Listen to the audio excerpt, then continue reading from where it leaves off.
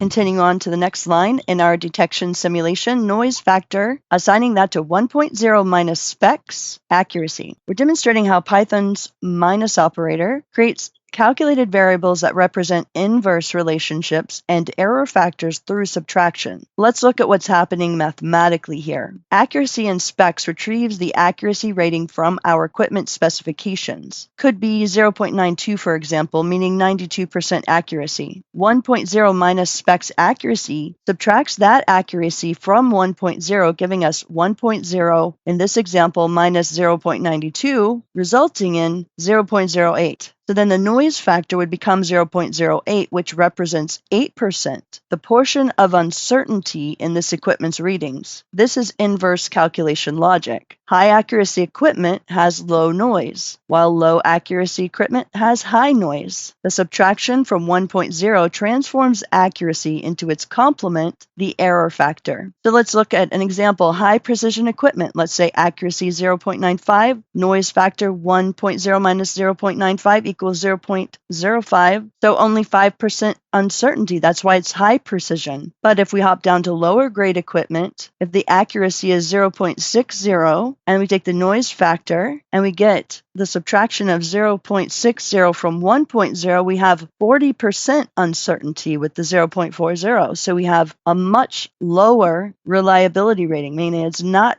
anywhere nearly as reliable. We can't put confidence in it the way that we could the high precision equipment with only 5% uncertainty that we're deriving from this mathematical calculation that we're doing. Equipment specifications give you accuracy ratings, but what matters for simulation is the uncertainty or noise factor. How much random variation should we add to readings to make them more realistic? The subtraction operation transforms equipment accuracy into measurement uncertainty, creating the noise factor that will determine how much random variation gets added to our base readings. This inverse relationship ensures better equipment produces cleaner signals, while less accurate equipment introduces more measurement noise.